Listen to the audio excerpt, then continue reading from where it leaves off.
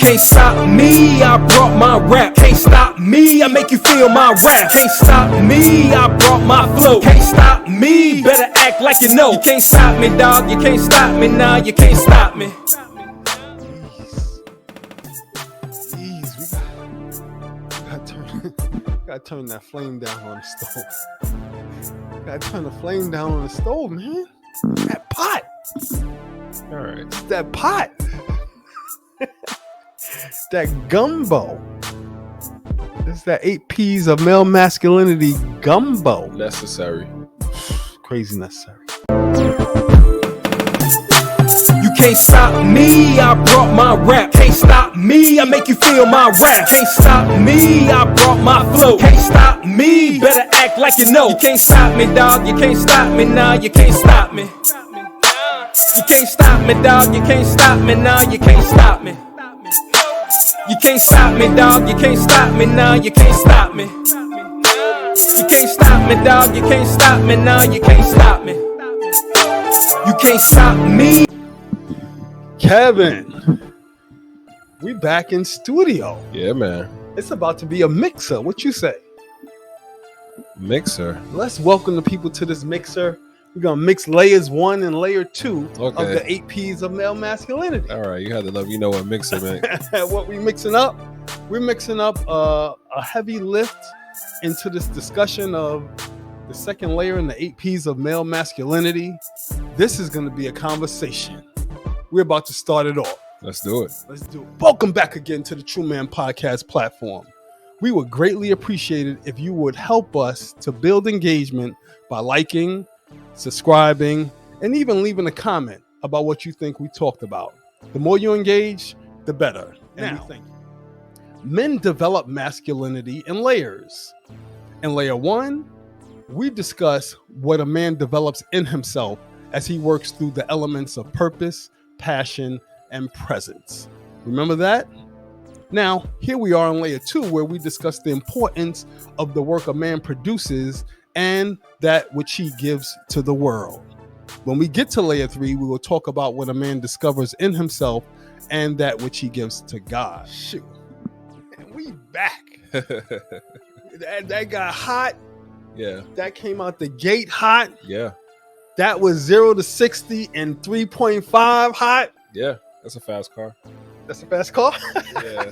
So, but PROACTION, it seems to be it's super cool because, I mean, it's going out into the world, and I think for all men, this happens. Like, I don't think you could delay that. You can't get around that. Like, you gotta go out into the world. So I guess it's all about how prepared you are to go out into the world. And, you know, just to give more context again, when I'm looking at these 8 P's, I'm thinking about, you know, how I'm gonna raise my sons. Absolutely. And well, one, just thinking about the day I get to kick them out the door. But for real, give them the boot. But really though, like, oh, so how about this? I'll throw something in. It's What's that? Maybe a little controversial, but one thing I was thinking about before, I'm glad this kind of jogged it, and this is what y'all get when y'all, you know, when you give me a new subject, you don't let me think about it. I'm gonna hit you with something. Let's go. So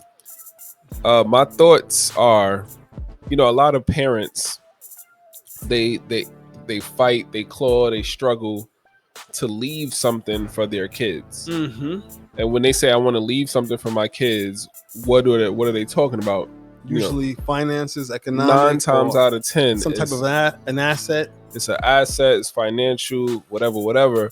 But one thing I realize is, for me, the most important thing that I could leave for my sons is a blueprint or a foundation on how to get through the world, right? How to make it in the world. Absolutely. Like the tools that, like, almost like a toolkit that they can use to get through the world. That's what I want to leave I think that's way more valuable than any money that you could give a kid, because hypothetically you could give a kid $1 billion.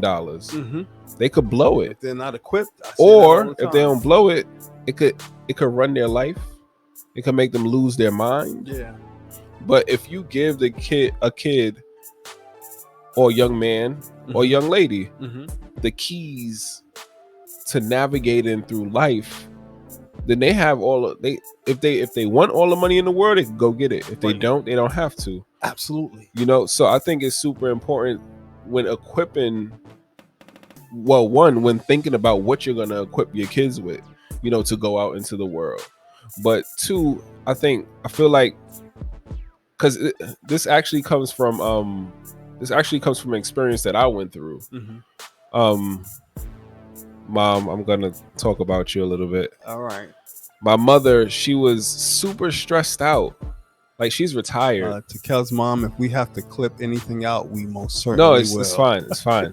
She's retired, but when she first retired, I realized that she wasn't doing too much. She wasn't doing all the things that she wanted to do, and I was like, "You're retired. What are you doing?" Right. And she's like, long story short, she was trying to save money for me.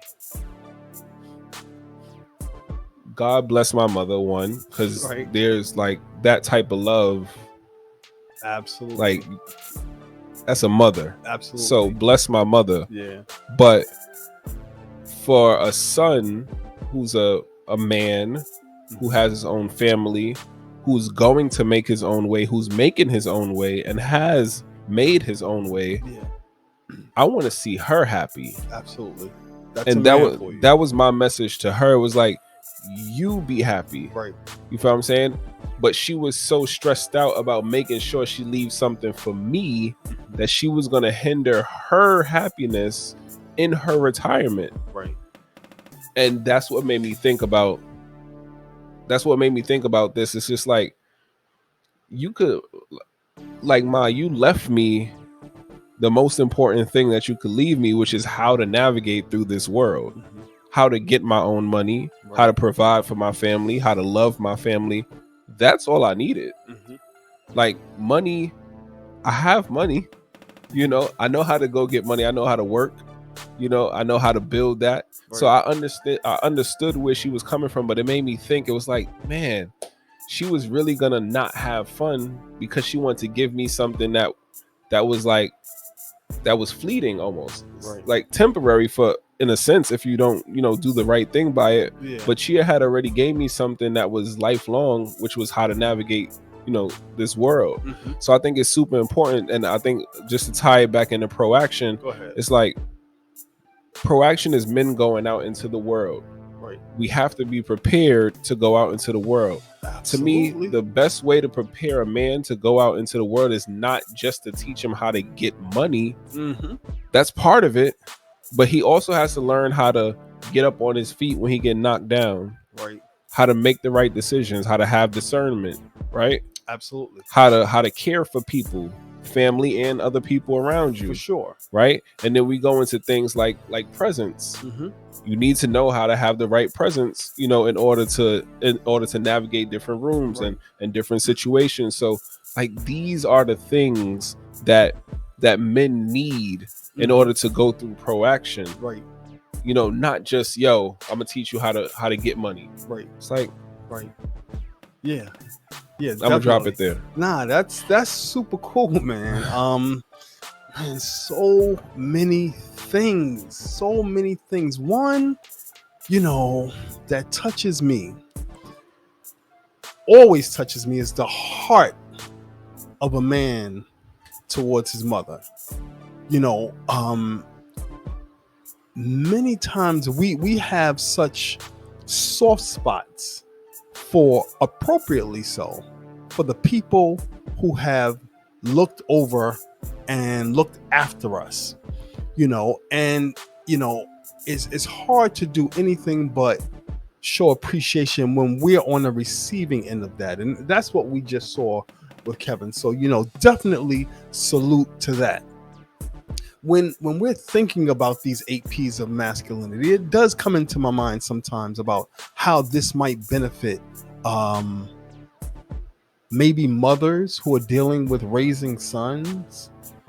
In the case, certainly Kev's mom, she she had a partner Mhm. who was a dual parent Yep. in covering this young man. Yep.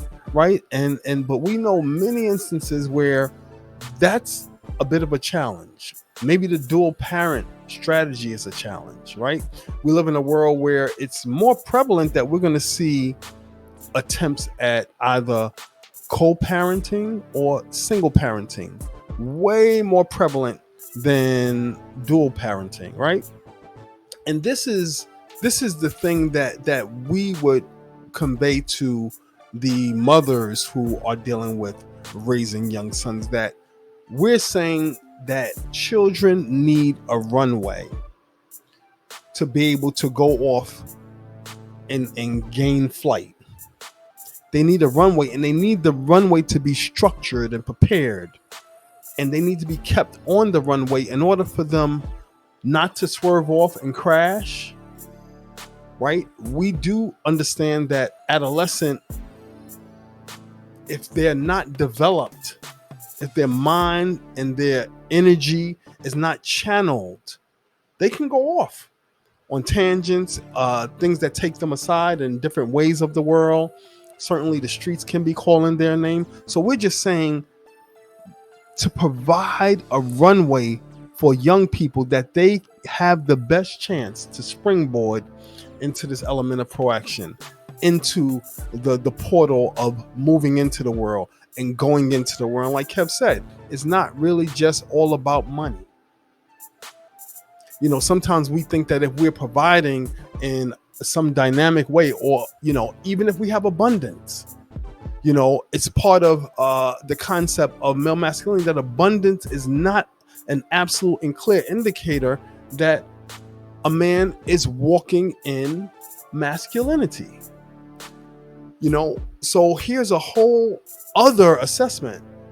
This was not this was not the angle that we were going to discuss, but when we look at people to assess what is their energy, what is their character, what's their pedigree, what's the true measure of a man, right? We need to look beyond some of those abundance related items, those elements that we see that might be easily assessed by a surface level look. You know, men, we come with ways and means and a range of what we are capable of dealing with. And men of character can show up, and they can show up sometimes in the absence of abundance. Now, somebody will say, well, I'm not really interested in a man of character. But isn't that more telling about the person who makes that statement than it is about the man who may have the character to carry forward in a masculine way? I'm interested in seeing men develop in their full expression of the 8 P's of male masculinity. It's a very natural course of action, as Kevin pointed out. We talked about purpose, passion, presence, and then we're talking about proaction. If you think about it, many people do this without giving thought to it. Exactly. Like, yeah, of course, duh. Yeah. But no, it's not duh, because you know why? Because so many people miss the mark, and so many people are unaware, and so many people are uninformed, and worse, so many people are unequipped. We need help with this. That's why we're here. That's why I'm here. You know, that's why I'm lending myself to do an internal review to now expose those elements of things that I had to work to build, to dig to build, to reach to build, you know, to submit to build, right? And that's the work that we give ourselves. Yeah, I'm a young man here in my 50s, and thank you very much. I appreciate it. Thank you. But this is an ongoing course of development, even for me as a man in my 50s. It doesn't end until we are done. right? No one's perfect. Remember that, right? So we're here talking about proaction now, right? Remember, prepared, ready, and organized. Not just men, but all people prepared, ready, and organized for what you will face in the world, right? And this also now is progressive. It's progressive. Layer 1 goes into layer 2. Layer 2 folds into layer 3. Each element progressive one upon the other, and each element progressive within the midst of one another. Super dynamic construct. That means that when we are in the element of proaction, the man is out there in the world, he is refining his purpose, his passion, his presence. Did you think I got to look this good just by living any old way? All right. And I'm not even talking about natural handsomeness, but what I'm talking about is how we care for what we've been entrusted with. You understand what I'm saying? Right? That's not ego talking. I'm talking about work. Yeah. A man is going to be known for his work that he puts in. Now, we each have a challenge. We each have a bar. We each have a limit. We each have constraints. We're not all given the same gifts. Some have height gifts. Some have knowledge gifts. Some have singing vocal gifts. Some have gifts of beauty. Some have gifts of humor. Right? What we do with what we have is what I'm talking about. And so proaction is really something that we step into and that we are engaged with all the days of our life in some measure. After retirement, there's proaction. Having health issues, there's proaction.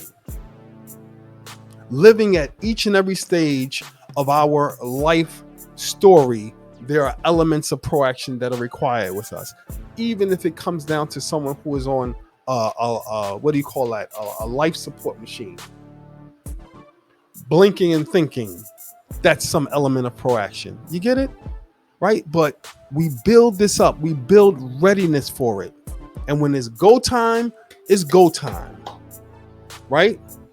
When it's go time, it's go time. And some of my earlier vids, I'm one with the acronyms. I call it AAA. Ray Black's AAA. Active vision, activation, and active action. This is a strategy. See it, start it, do it, and go through it. This is a strategy, but this is all what we build up. And you can build your own elements of how you are moved and motivated to move in the element of proaction.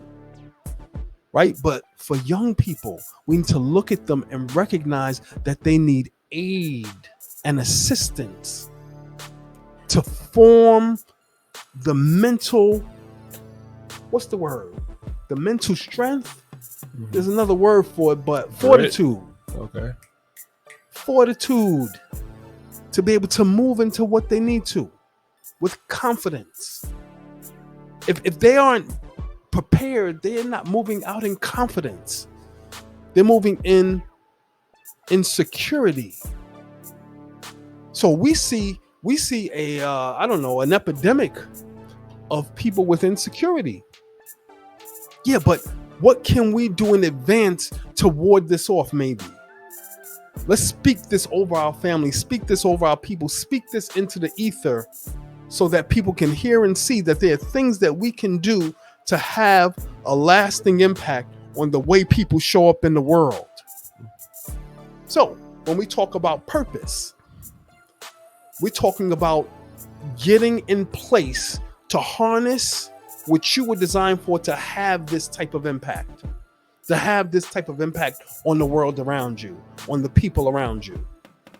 But it first starts with that self-work. So here we are in proaction. These are some elements of proaction that when we reflect on them, we see where they fit and where they're seated in the world around us. At every single, chapter, epic, expression, corner, crevice, government, public, private, You name it. School, sport, academic, you name it. Everything requires elements of proaction. And it's not until we learn to step into an actively engaged state of being will we ever really start to fully understand what our potential is and realize it for the best benefit of what our life program is. Let me pause you. We're going to take a quick pause and we'll be back. Kev might give some thoughts on proaction, and after that we will go into the elements of providing and protecting. Shoot, and we back. that got hot. Yeah. That came out the gate hot. Yeah. That was 0 to 60 in 3.5 hot. Yeah. That's a fast car. That's a fast car. Family, we encourage you, if you're liking this content, like, share, subscribe. We would invite you to leave a comment for our engagement. We'd love to hear from you on what you're thinking about this content. Yeah. And we thank you in advance for it. And also, I mean, I want to say something on that real quick too, because I was thinking about that. I don't want to shun anybody. I just want to say, you know, if you leave a comment like this page is all about positivity. Like, we don't have any malice. We're not coming up here trying to bash anybody. Absolutely. I don't want to down anybody. This is all about motivation and upliftment. Absolutely. And I will hope that you guys respect the comment section. And we would love to hear from all of you, you know, what you got to say. Even if it's a thought that's not, that you don't agree with us, that's fine. I don't mind. Like, I actually like stuff like that. But let's just all be respectful. I think, you know, that's all we can ask. Let's just be respectful, you know. And constructive. If you have something, if it's constructive, it's all good. Yeah. So I just, you know, we would love to see the comments. Let's just keep it respectful. Not just to us, you know, to other people in the comments, because I'm pretty sure, you know, people will talk back and forth to each other. So let's just be respectful. Right. Absolutely. All right. Now we can hop in. All right. So, man, I thought, I was just sitting here thinking as you were talking about proaction and how it's so dope on many levels. Dope. The first one is, I have this joke. I don't know how much of a joke it is that. Okay. You can't laugh before the joke. when I know a lot of parents feel this way when my kids get old enough, man. When that 18, like the day after that 18th birthday, they gonna see a book bag, you know, a little care package at the door. Hey, and they gonna be like, "What's that?" I'm gonna be like, "It's yours." Yeah. For what? Go out into the world, figure it out. Right. But man, and it's this story that I heard about a man who had a lot of money. Okay. And he didn't give his son the money. He sent his son out and told his son, "Do not come back until you make something of yourself." You feel what I'm saying? And then eventually the son did make some of himself and came back. But I think that's like, to me that's dope, because they gotta figure it out. You know, they gotta figure out how to, like, your kids, the children, they have to figure out how to move in the world. A lot of situations, especially nowadays, we try to like protect our kids, rightfully so, you know, but once they get a certain age, they have to go figure it out for themselves. And the longer you hold them back from doing that is the more damage that you're doing to them. Right. You know, so I think it's super important that, I'm not saying 18 for everybody, but at a certain age, like, even if you accept them back eventually, if they fall on it, I'm not saying like if they fail, you know, just say, "Nah, you failed, get out." No, like, I'm saying, let them go figure it out. If they fail, let them come back. But also, if they fail and you bring them back, make sure they know there's another date where you got to get out again. Right. You have to get out, because that's what life is all about. It's about falling and getting back up. You feel what I'm saying? So I think proaction is super dope, because it's kind of like it's falling and getting back up, because nobody's going to go out there and just get it the first time around. You're going to fail. So I'm saying maybe a couple times. What you do with that failure builds that character. Yes. And it also says something about how you were brought up. if you believe, or if you found purpose, Right. if you have the passion, Right. if you use your presence correctly in the situations where you needed to, Absolutely.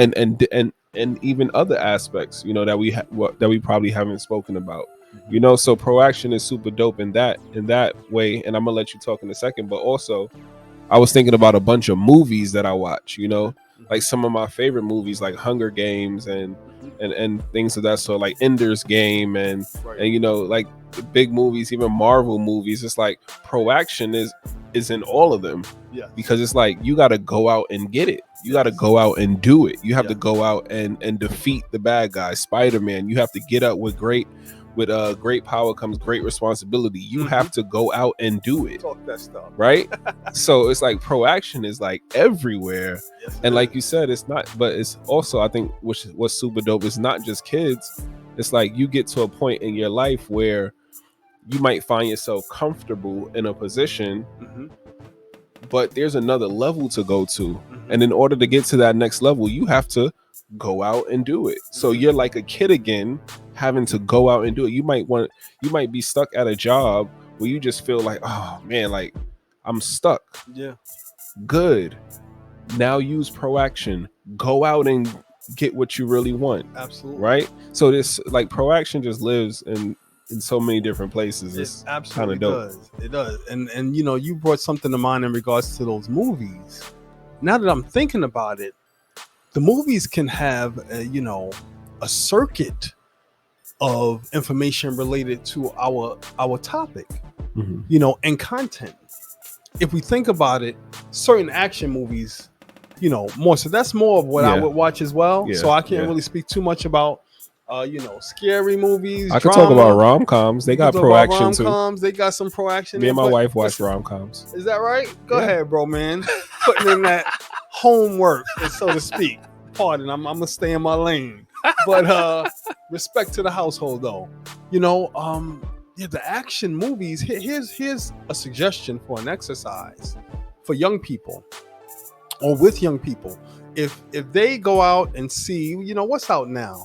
We had Spider-Man recently come out. We got Flash is out. Flash is out. Flash is out. Is there a Transformers movie coming out? Transformers is out. Yes, and we definitely gotta go see the Teenage Mutant Ninja Turtles movie when it comes out, right? It's coming out? This summer. Oh, I didn't know that. Yeah, I gotta take my young son to see it. Yeah, I didn't know that. For his purposes. You understand what I mean? Yeah, I didn't know that. Yeah. But yeah, when they go see the movie, maybe have a conversation with them about a specific character and how did that character demonstrate either an expression of purpose or a desire to find it. An expression of passion or an indication in developing it. And how did they use their presence to make a difference in the outcome of the movie? You see how this might get baked into a conversation and into the social development cycle of a young person? Because my great concern and great disappointment is that when I see the underdevelopment of young children, and when I see parents who are not acutely aware of the process of that underdevelopment, and sometimes the part that we play in that underdevelopment of a child.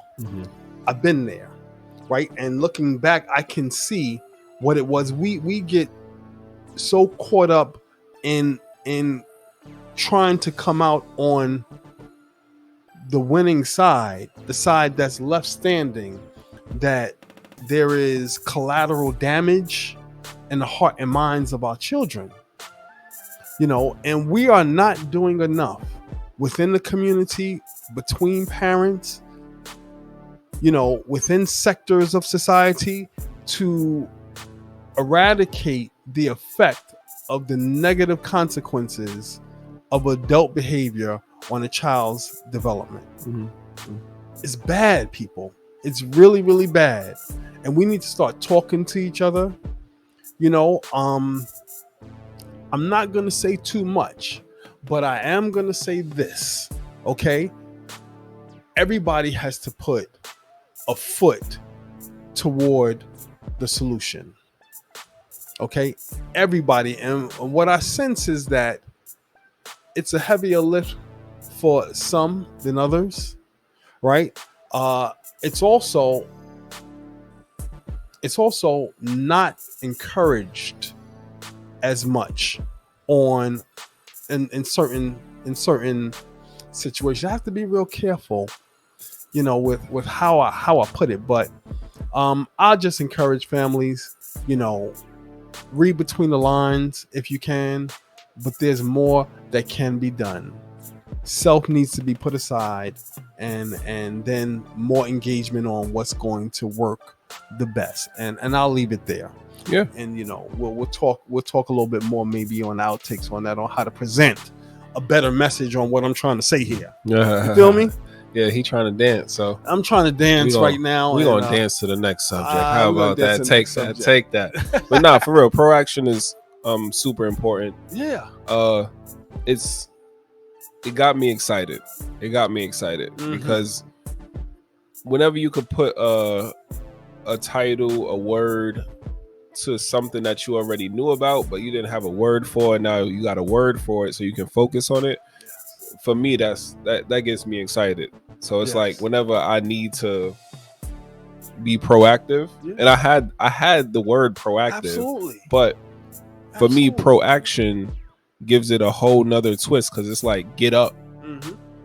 We know being proactive is being ahead of the curve, right. But for me, proaction is like it's action. It's get up and do something. Right. It's not lazy. Yeah, so I appreciate that one. Absolutely. And one thing that we're going to be sure to do, we developed this content. This channel is different.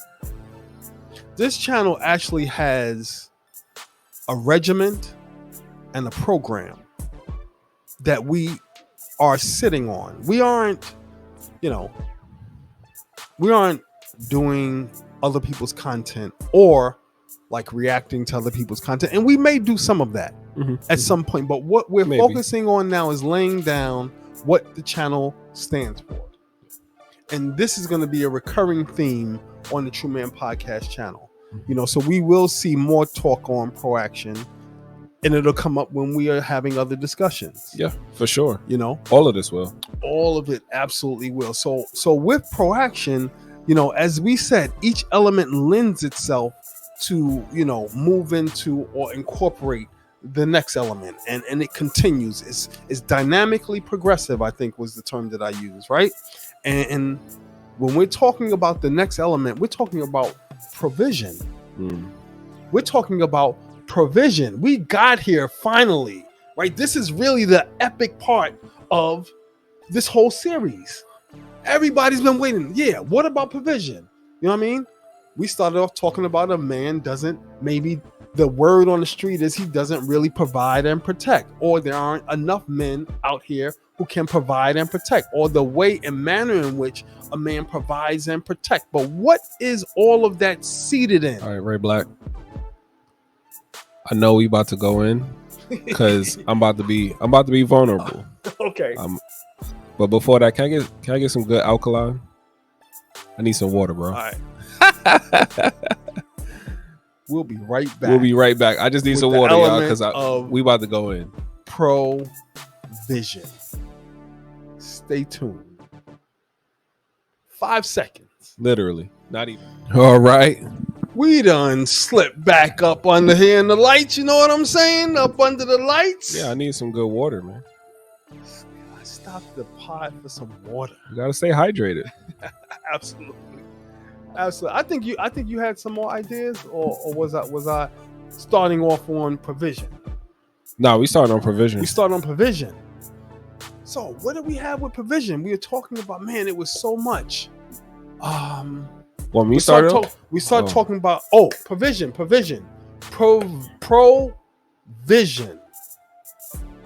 Right? This is what we were looking forward to, right? We set the bar and then we started from the bottom. And now we started from the bottom. Now we're here. And now we're here. Shout out to Drake. Provision. Is provision simply what a man fuels to cover the needs, cares, and concerns of somebody else. This started the conversation, right? So we gonna go ahead and lean right into it. Let me go. We're gonna lean right into it. So I say this. Let me provide an alternative view at the outset. We are expanding the scope and the scale of how we look at a man's provision. We must. Many men, maybe even the majority, are not in relationships, situations, conditions that lend themselves to the man looking over and covering the cares and concerns of another household or multiple people in their own household. Most men by the data are single. Almost a clear majority, or maybe a little bit more of a clear majority, are not parents. And so one thing about what we're talking about here, it's really going to arrest the attention of a small scale of people, or let me put it this way, who what we're talking about is ultimately going to apply to might be a smaller group or concentration of people than we might like to think. Who is really doing the providing? Definitely there's conversation about the limitation or the lack of or the limited number of men who out there so-called provide. And this is why we have to widen and broaden the scope and scale of what we're talking about when we say provide. Because unless a man knows how to provide for himself, first and foremost, there's nothing that he can share or bring that is going to cover the care and concerns of someone else, unless we continue down a road where we are just commoditizing a man's resources so that really there's no care being shown for him as a person, but just the element of what his resources can do for somebody. And to be honest with ourselves, this is a situation and condition that we as men sign up for oftentimes. Because you know what the trade-off is, right? It's pleasure. It's pleasure. It's passion. But here at TRU-Man Podcast, what do, family? We place purpose over passion, right? Now, does that mean we are, not lacking pleasure? We can't enjoy pleasure. We don't pursue pleasure? Not hardly, right? But we put it in context. I said purpose over passion. I didn't say purpose in lieu of passion. I didn't say purpose excluding passion. Just said purpose over passion. That means, see, YouTube, I can't say it. It's MOB. Oh no, yeah. We gotta keep this up. You understand what I'm saying? That's the crude element of our community, right? Purpose over passion. I'm helping you, man. Purpose over passion. So when we talk about provision, first scale within the APs of male masculinity, that man, he's moving in proaction. He's also developing the mindset of a gold paradigm and diamond principles, right? How he moves, what he engages with, who he entertains. So that provision is not just something that is on the market to be grabbed, right?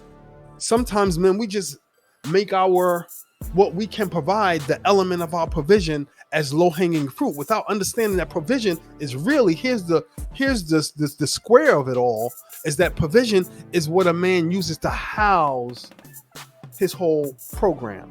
My provision, it's a house.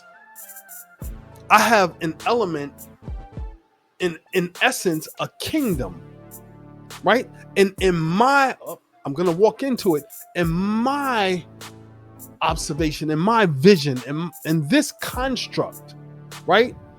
Protection is coupled with my provision. And how does someone reap the benefit of my provision? It's something that I extend and they abide. I extend and they abide. That's the only way it can happen. If I don't extend, there is no abiding. And abiding means that. It means abiding. It doesn't mean that someone is over there and I'm shooting jump shots of provision over there in their net. Pause. No, it means that here is my house. Here's my kingdom. And if you want to fold and abide into that kingdom at my offer of an extension to do that, then we have agreement. Now, I know that this is a minuscule part of our community, maybe not so much minuscule, but a small number, because you know what? And some of us out here doing the best we can to make the most with what we got. But where does it start? It starts generating in the mind. It might be too late for many of us to have a house where someone can abide. Some of us are not even near it. But we can really start to develop the minds of our young people to start thinking this way. No, you have a house, so you're not just letting anyone cross the boundary lines of your protected home, because they can put the security of that home in jeopardy. I know I'm preaching. In many ways, in more ways than one. We also need to apply this to maybe how we engage and interact with our intimate encounters. Protect your home. Yes, it requires discipline. Yes, that has to be done over time. Yes, that has to be built up. Is it simple and easy for us men? No. But it's purpose over passion. Purpose over pleasure even. Easy? No. Necessary? Absolutely. So how we walk, and listen, I'm not throwing shade on any man, right? I'm inviting men to consider moving differently, right? Because it's going to matter more and more in the coming days. I didn't say months, days, indefinitely in the coming years. We're under a wholesale reordering of our social order, economic, political, and civic order of things, and the rules that govern interpersonal relationships. Men, many guys out here getting slapped up with some stuff that is different, right? The bar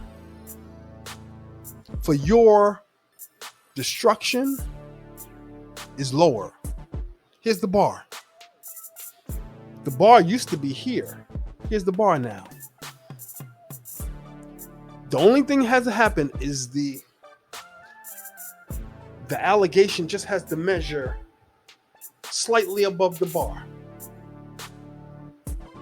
We got to be careful who we engage, how we engage, and with what we engage. Otherwise, we're walking away with more than we bargained for, and that in quick order. So provision is the house. We're broadening the scope and the scale of how we think about this. Ain't nobody throwing jump shots now. No one's texting me with a cash app talking about, yeah, you can have my attention if you cash app me. That's not happening over in this brother's house. Because The only real engagement is going to happen as someone recognizes the type of house that I have. Why would I put my house in jeopardy so someone could just peel off one of the bricks in my house and weaken my structure? I get pissed off when I do it myself voluntarily. Why would I, I'm building myself to be stronger, not to allow people to do it to me. Okay? We sometimes cooperate with people and what they bring to us that doesn't benefit. As a matter of fact, that's about the regular. Every day we ride on the regular. So we can move in a different way. The invitation here is to start to consider reshaping our minds in different elements of the principles of male masculinity. Provision is something that we open up in terms of building up a fortress around what we are invested in pursuing, in producing, and in prevailing with what we are charged to do and who we are charged to care for. Right? We already got some people abiding under our provision and our protection. But like it was said in the introduction, there's a dual pact of protection that ought to exist between people when they come together. I need protection for my business interests. I need protection for my personal interests. I need protection for whatever harm might come to me when I'm not looking. I need protection for my economic interests. I need protection for my sexual interests. All around the board. So providing and protecting is a dual pact of engagement. A cross exchange of engagement. So, if you're being sold the bill of goods that you're just there to dispense and that's acceptable, come on, man. Really? But why? Okay, we're there. Fine. We're stuck in this space. Yes, I'm out there dispensing. Yes, I'm out there at the strip club. Yes, whenever someone comes off, I peel them off. Yes, I'm cash apping. Yes, I'm OnlyFans. Yes, I'm dispensing. How do I get up out of it? How do I make the change? Stick with TRU-Man Podcast. We're going to get into that in depth. You done? I'm pausing. Very passionate. Yeah. What is, because you gave it a very colorful definition, but you know me, I'm very simplistic. Yeah. So what is provision on a more basic plane? Basic term. For me, that's for my ears. That's a fair question. The friendly amendment, the only friendly amendment that I offer for provision is that we expand who is covered in the conventional part of provision, meaning we normally hear provision just being the resources that are needed to meet our daily living needs. In essence, I need money for food, my cell phone bill, my light bill, gas, car note, student loans, provision. Mm-hmm. The friendly amendment is this. We recognize that those are realities of life. There's no argument aside from that. And these are things that need to be covered, right? All I'm saying is, in the exchange, recognize that there's a broader reality of provision. And whatever costs that we manage personally come up under that broader reality of provision. So, when a man is looking at what he is going to be giving out to the world, right? Because provision is in the second layer of the 8 P's of male masculinity and what a man gives out to the world, right? Mhm. All I'm saying is that filter, sir, what you give out to the world through a construct of first recognizing there's something that needs to be built and protected. And if the focus is on something different, my suggestion is to now start to turn and pivot toward, okay, I have to do something different now. Because before I was just providing in a very crude way, dollar for dollar, bill for bill, exchange for exchange, right? Paying this, paying that, paying this, paying that. That's the very simple element of provision. When people say, well, I want somebody who's going to provide and protect, what do they mean? What might we think they mean? If we were to be honest with ourselves, what are they talking about? Sometimes people just want help. I know exactly what they mean, though. Fair But that's enough. why I was trying to ask you, like, what is provision? Because I'm gonna hop into it. I know exactly what they mean. Right? They sometimes they mean help. Sometimes they mean just give me something just because. As a matter of fact, there's an epidemic now of give me just because. You know, GMJB, give me just because. There's an epidemic of it now. It's unbelievable. I can tell a story of a young lady I had started to talk to. It was through a social media dating app. You know, this actually was in 2021 during the pandemic, early 2021, I believe. And she actually came right out and told me, listen, my car is in the shop. It's going to cost $500 to get out. My cell phone bill is due. And she listed something else. And I wasn't particularly used to someone coming at me that straightforward and direct. And I didn't get upset.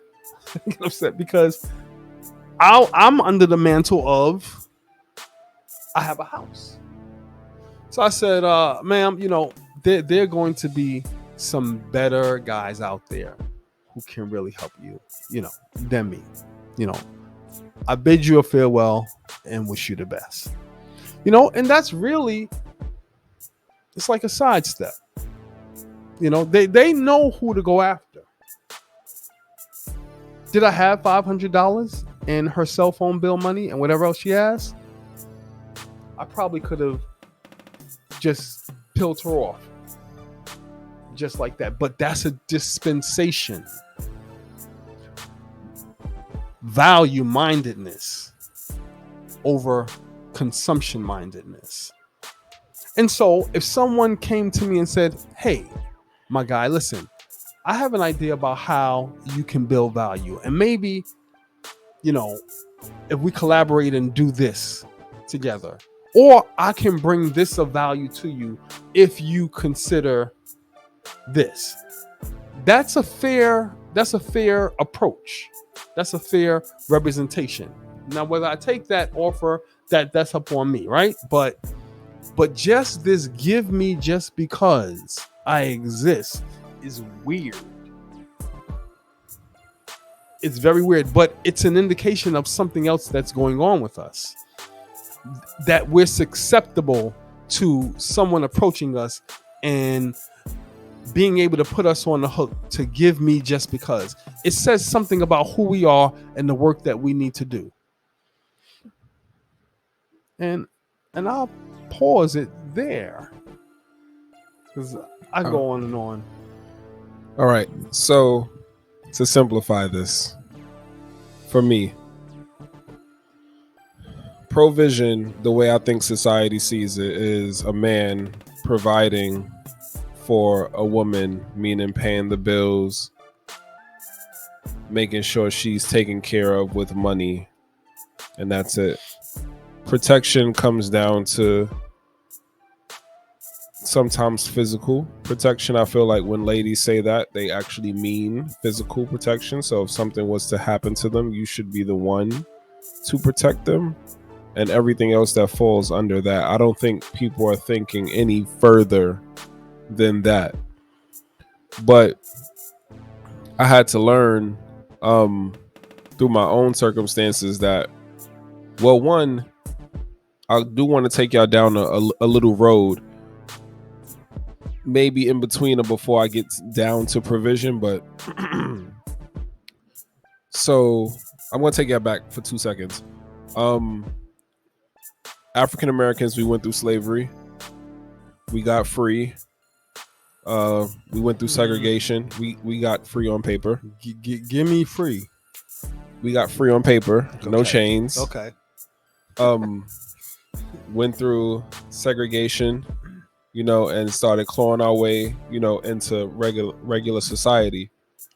In that process, they tried many different ways to break up the African American family.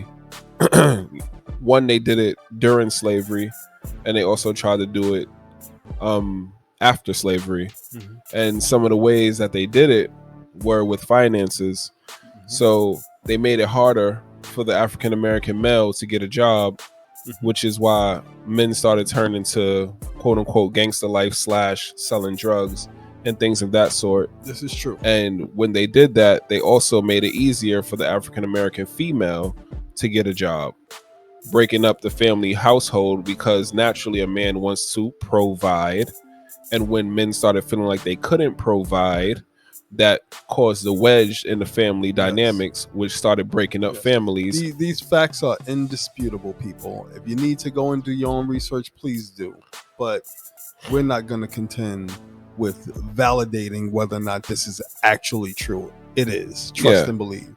And then not only did that break up the family dynamic, but it was also the man who actually said, you know what, I can't get a job, I'm gonna go find another way, which is selling. At the time, mm-hmm. there was only, like, if you couldn't get a job, the only thing that you could do outside of a job was selling something illegal or doing odd jobs. And a lot of people didn't do odd jobs. I mean, some did, and in respect to those men as well, mm-hmm. Because there were some men that say, I'm not selling drugs, I'll find another way. And those men, are applauded, and still had problems in the family dynamic because they couldn't make as much as they could make, on a job that offered a 401k. Right. But that job that offered a 401k would hire an African American female as a secretary, and she might just move up through the company possibly, and that caused the wedge. But also the man who chose to sell drugs caused the wedge in the family because you're selling drugs. Right. So you can't be around the kids selling drugs. You're putting the kids in harm. You're not protecting anymore, unless you have that type of female that's cool with that type of lifestyle, in mm-hmm. which that household itself is not very stable. Yeah, but if you have the type of lady that wants provision from a job, and you're selling drugs, that's not going to work. Right. So that caused wedges in the household. Correct. Right. Which led me to ask, then what's provision, right? Because if there's a system set up for men to make, and I'm not saying that all men do it, because women that are listening to this podcast will say that, men make more than them. And I will agree with them. Once a man gets into a certain position in a company, and let's say they have the same position, yes, men do typically make more. But the thing was, African American men weren't even, and not all, but I'm saying, on average, the African American man in the past, maybe in the 80s, 70s, whatever, they weren't able to get these jobs that they wanted. So it wasn't even a mass. They were not right. So it wasn't even a matter of them being in the same company making more. They couldn't even get in the company, right?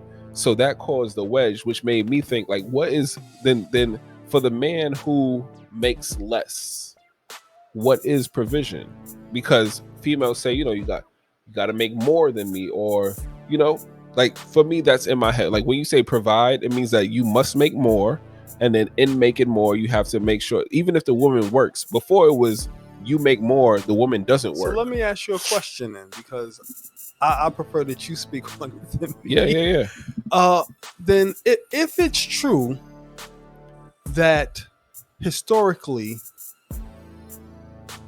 that black men in particular, if we're talking about the context of black men, have not been economic drivers in the black community en masse, and if it's true that previously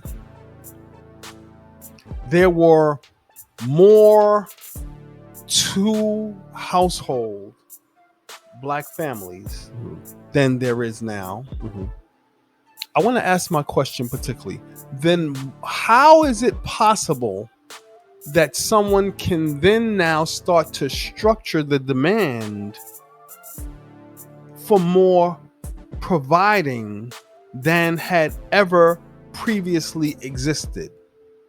How can they form the request, reasonably form a request that men step up and do exponentially more than what they've ever done in the past, and the conditions have not necessarily changed, and the people pulling the levers for these opportunities are still the same people?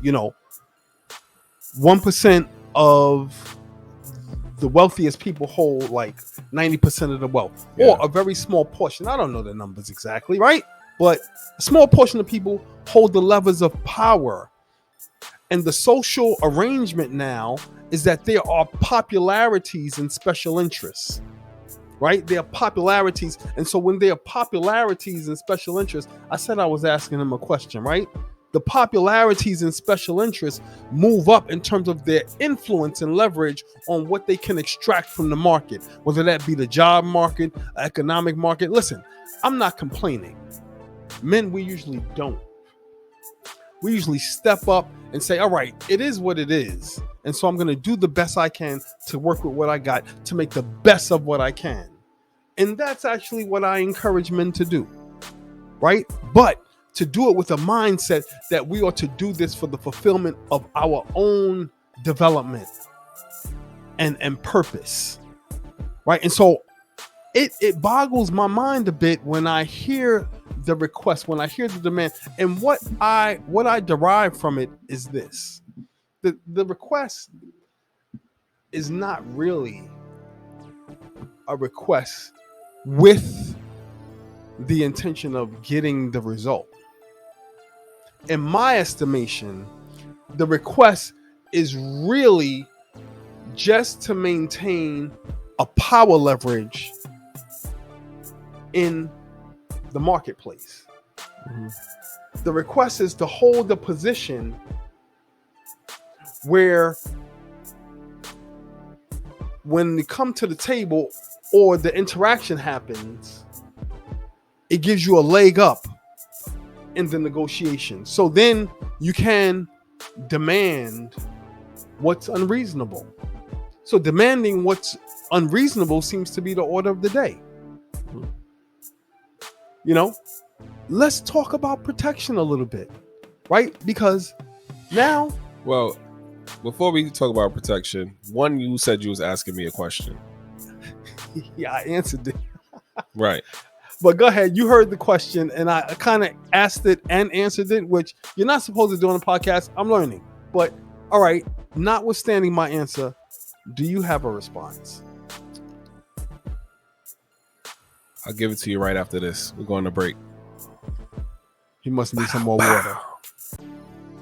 All right. Yeah, we going cray on the podcast. All right, we back on TRU-Man podcast. Now, do you remember your question? No? Yeah. You sure? Oh, okay. his I question. do. I would probably need to paraphrase, but I do. It's Your a question. it's a Your question of question one. was. Go ahead. Your question was basically, how could the request or the demand for provision increase when the circumstances have stayed the same? He listened. I simplified things as well. You simplify them very well. And my answer is simple. Respectfully, women haven't acknowledged the circumstances. Have not. No. They Okay. may know Just to be clear, what circumstances haven't they acknowledged? the history that I just broke down. Okay. They haven't acknowledged that that is a real thing, and that even though it may be a little better, we're still seeing the effects of it. Why? I mean, it's hard Why for us what? to.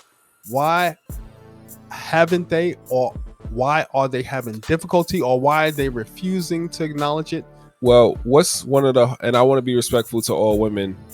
You know, I love my wife. First of all, I love my wife, but as a black man, I have nothing but respect for women.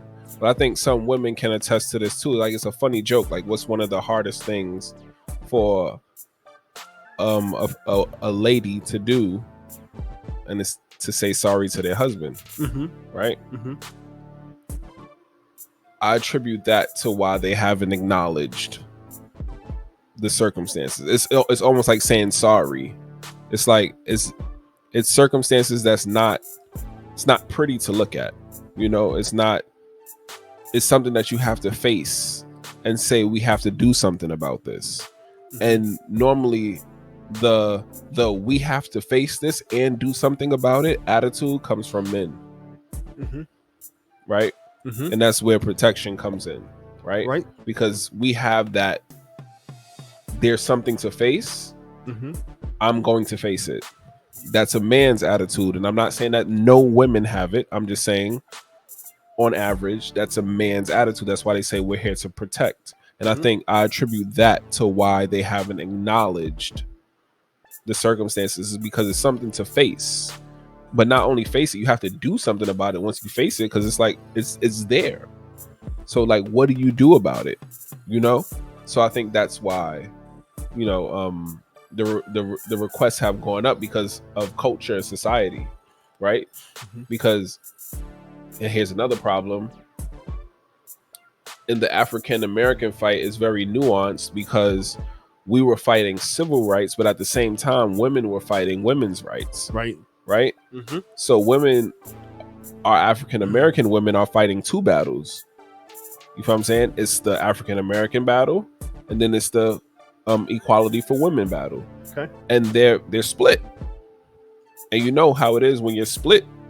You know, you don't give your best to either side. A house divided against itself cannot stand. Right. So they're getting cultural influences from the women's movement, which is provide, right? And respectfully, women want to be provided for. And as time goes on, as inflation continues, as things get more expensive, as toys get more prettier, I want you to provide. As they start to love themselves more, because that's also the movement, and respectfully so, you should love yourself more. But as that happens, it's like, you owe me more. Talking to the men, you owe me more. You have to provide for me more because I'm worth it. That's the women's movement. So African American women brought that into the black household, and it's like, you have to provide for me more. But it's not the same circumstance. Like, and until they acknowledge the circumstances, it's going to continue on that trajectory. Yes. So the thoughts of this gentleman are unique, right? Ray Black of TRU-Man podcast. How I am going to engage personally is something that I don't necessarily share openly, right? I shared a little bit about, how I might decide to keep my house intact, right? So that I'm not dispensing and letting bricks be taken away, But similarly, in the same vein, I believe our focus needs to be on cultivating and developing men at our core with all of the elements of our masculinity as a number one focus. Because if you ask me, it's a downward slope and we are not losing the slide into a lack of leverage, a lack of regard, a lack of respect, a lack of cooperation, a lack of consideration from those who would ultimately be our partners. And it's not going to change. The world is what it is.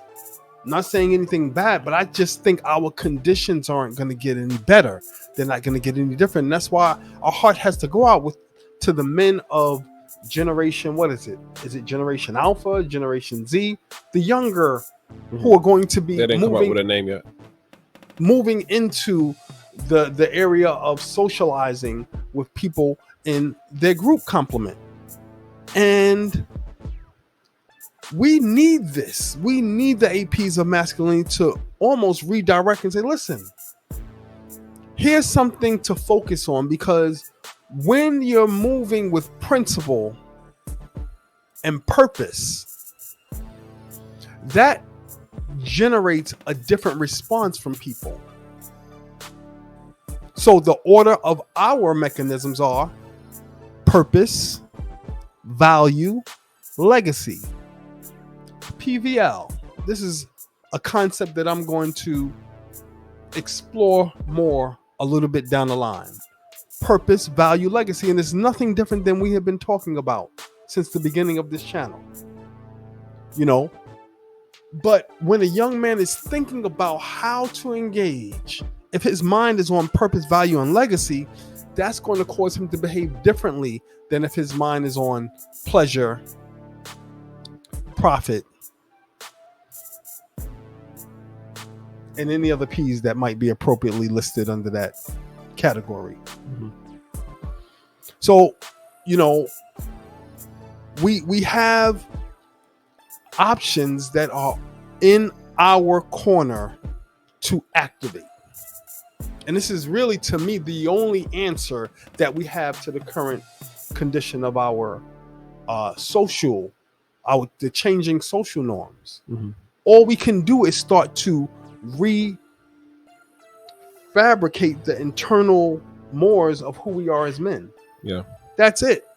That's why masculinity is such a big thing today. Because we understand the pressures that we're under, and there isn't going to be a change.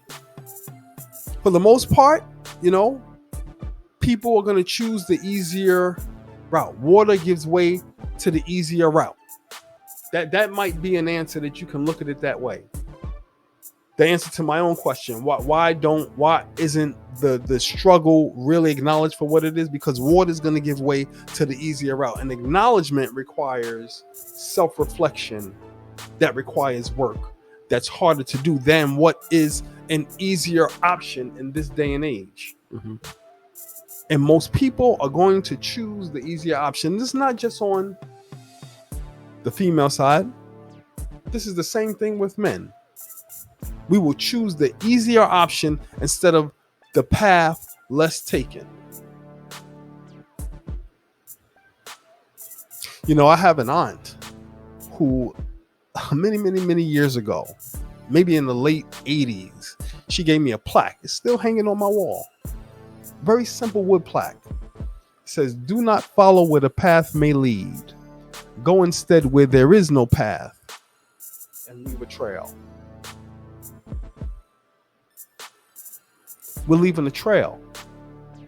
That's about the best we can do. We're leaving a trail. It's either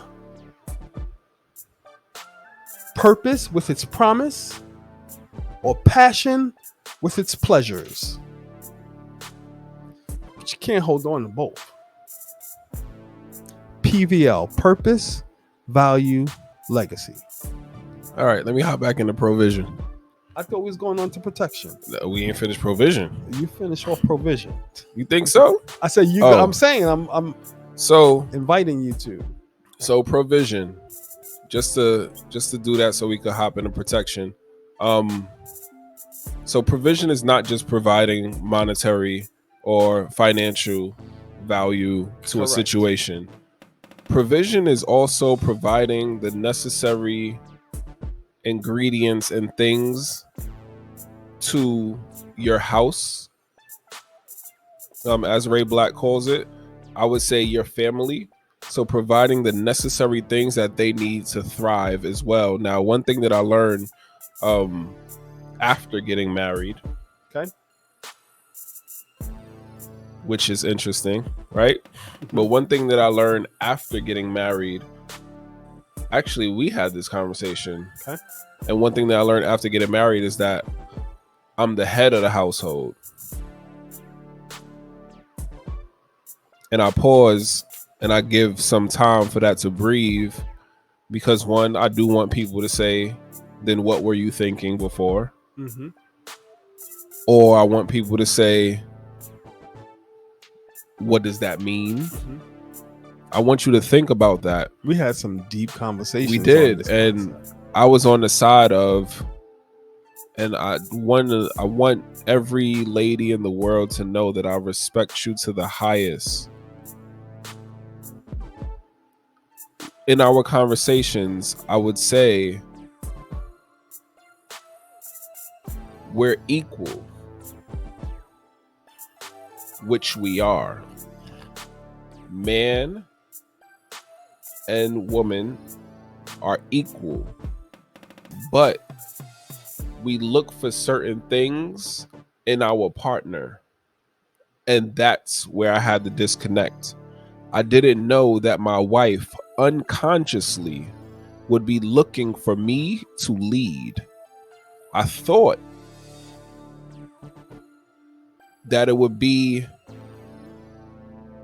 a give and take, which it is, but I thought that she would start it instead of me start it. I thought that I could focus on what was my career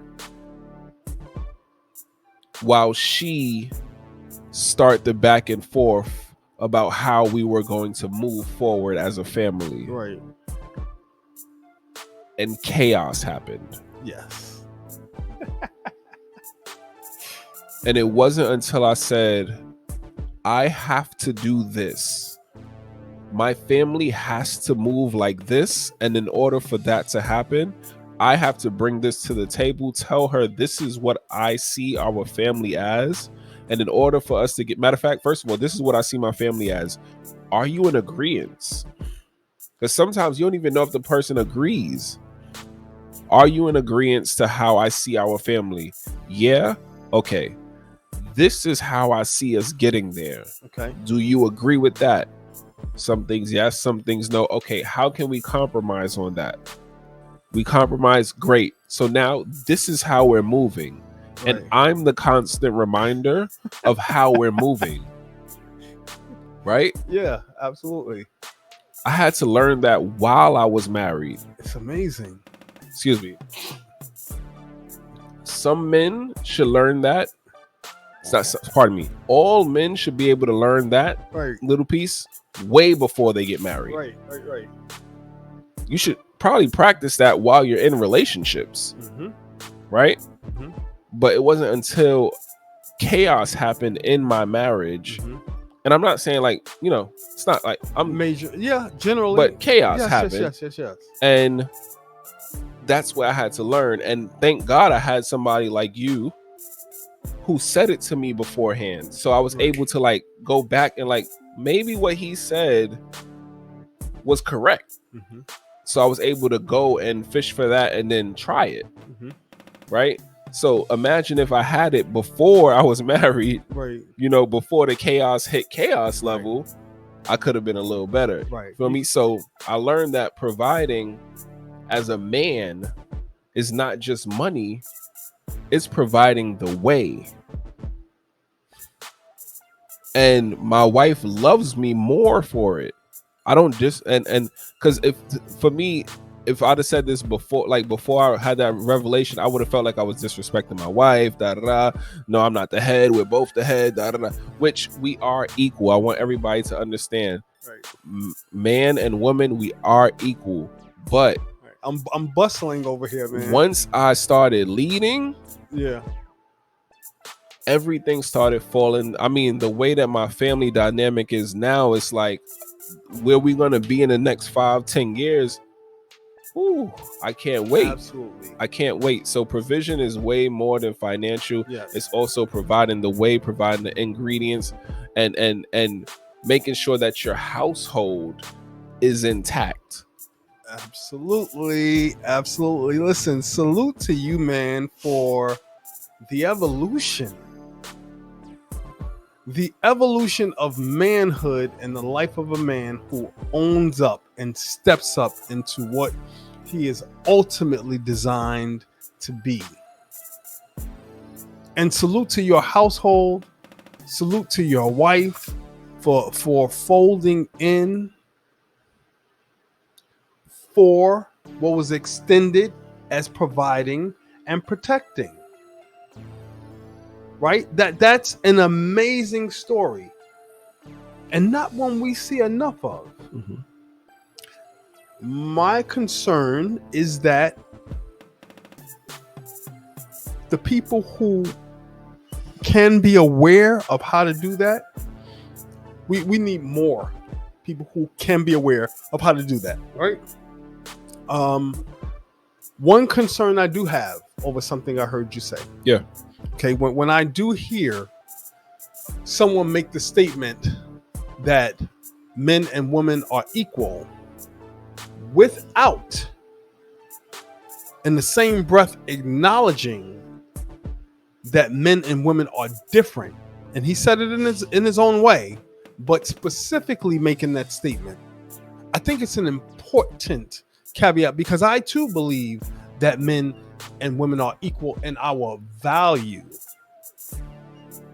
in our innate value. Mm-hmm. We are equal. Actually, I'm going to piss some people off. I actually believe it's about 51 to 49, with 51 over here on the men's side. This is where he got me tight when we were talking. I was so tight. But then listen, that's just me. All right. You can hate me or hate to love me. It's a perspective, but it definitely does not decimate. As a matter of fact, what you want to know is that the person who generally holds more value is entirely more responsible for outcomes and well-being and management, right? And so you get upset at that, but when you go on a date, certainly you want it to be 51-49 then, right? If anything happens that requires a physical altercation, you want it to be 51-49 then. If something requires taking accountability for something that goes wrong, you want it to be 51-49 then. Right? So let's just hold off on the anger and the shots that could be fired on a perspective. But I will say this. What you said was so magnificent, man, because it goes to the very core of what we're talking about here in getting young men prepared for what they're going to encounter when they go out into the world and face the world on a professional level, on a social level, on an economic level, on an athletic level, on a physical level, engagement, whatever, on all levels. They need to be ready. Now, but here's the thing that made me smile and laugh so hard. You know, in a previous podcast, we had done so many, I don't know which one. It might have been the recap on purpose, possibly the recap on purpose, right? Mm-hmm. If you haven't seen the recap on purpose, check it out on this channel. We'll put the link in the description along with a few other vids, right? But there was a concept that was introduced, and it was the concept of chaos. Yeah. And it's my perspective. I'm introducing it here now because I looked at some articles. Social scientists are disconnected from anything that's going to be pragmatic for us. Lay people on a day-to-day basis. People on the internet, YouTube, some of them are tapping in and tagging in. Shout out to Jordan Peterson. But Did I put you on a Jordan Peterson? you Peterson? definitely gave him more of visibility in my mind. Shout out to my pastor who put me on the Jordan Peterson. Shout out to Kev's pastor who put him on to Jordan Peterson. What's up, Pastor Kev? Kev's pastor. But no, listen. A working definition of masculinity. It's crazy talk.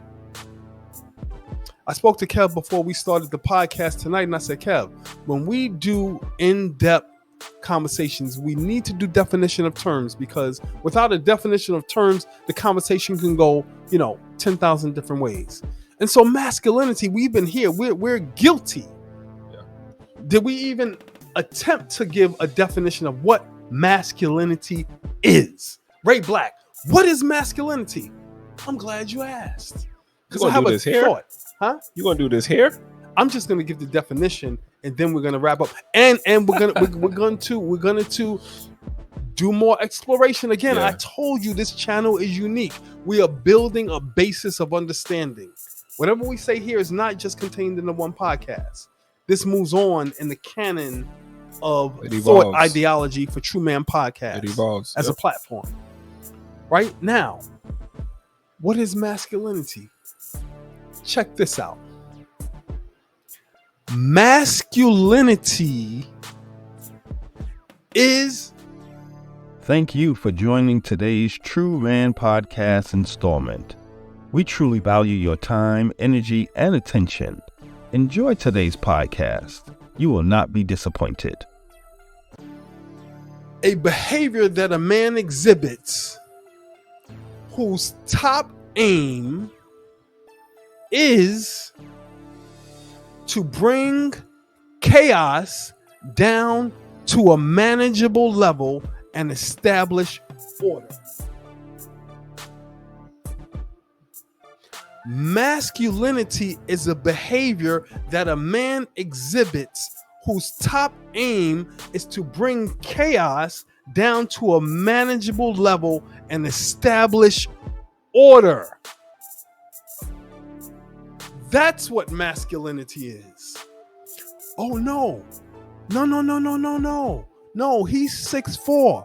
He got the wavy beard. His cut is crazy. Muscular. He got that six-pack. Dude wallet is on crazy. Did you see his ride? No. About me? He yeah, I'm talking about you. He could change my life just like that. That's a masculine man. Okay. How has that worked out for all 7.5 million of you who have actually engaged with people like that? How's it working out? That pursuit? Nah, you just, Ray Black, you just a hater. You know what I mean? You just, because you're not 6'5", you don't got a beard, and you don't got a six-pack, you got a three-pack. Your wallet pumping like that, your car pumping like that, you just, come on, man. Why don't you get your game up? How's that working out? See, game is for people who operate in two elements. People who are good at game, they're going to be able to function pretty well in the element of presence and proaction. That's it. They'll bust their ass to get a nice car. and look good. But that's all you're getting. And for the most part, ladies, that's what you're settling for. Instead of finding a man of purpose, passion, presence, proaction, who understands how to provide and protect. That's what you say you want. But that's not necessarily what you're going after. Go ahead. Nah, I think we could cap provision right there. It's not all about financials. It's about providing I would say morals, principles, and other attributes to your family so that your family can thrive. And that includes your wife, your children, you know, even other family members around you. Just, you know, providing more than just money, but providing that presence that helps everyone in and around your vicinity. That's providing. All right, let's move right on to protection. This has been Ray Black and Kevin Waring on the TRU-Man podcast platform, where we reflect on the work and the worth of a man. And we actually focus on gold paradigms and diamond principles. Tell us it ain't so. What about protection, Kev? Right after this break. We're going to take a break. Get right back into protection. See us in a minute. Yes, we're back. We're back. We rolling. Not riding dirty, but we rolling. Yeah. So, yeah, we did provision up, huh? Yeah, we need to hear from y'all. We need to definitely hear from y'all. These are passionate areas of discussion, particularly, you know, for me. And Kev for sure. As we watch the world around us, it really stirs up a response. And we're not unique. I know we're conveying a lot of what men are saying, you know, the world over, states around the states here in the United States, and definitely already this stuff has really already been covered in some form or fashion by people who predate us. You know, even people who are currently creating content, who've been creating content for years on end. I see y'all out there. I recognize the work. I'm contributing my part to our growth and development. We are doing the work that we see that we are called to do. Yep. So we're gonna cover the 5th, 6th, the 6P and the 8 P's of male masculinity, which is protection. Protection is probably more of an easier fish to fry, right? Because it's a little bit less nuanced. It's really pretty direct, you know. But the question comes up: what is being protected? You know, I shared a few moments ago that I believe it's a little bit of taking a position of leverage, right? When you say someone doesn't do something, but it's not necessarily quantified in any way. It's kind of like saying, I can hold this over your head to get you to do this.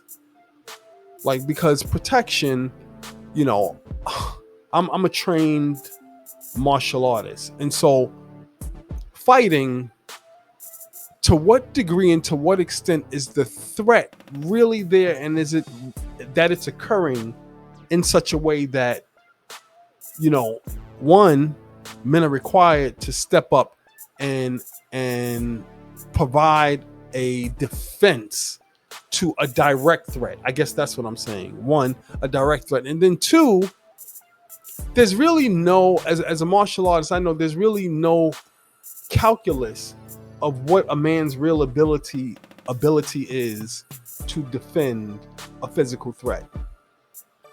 I don't see anyone exercising that real calculus in determining, except for size. And I'm going to tell you,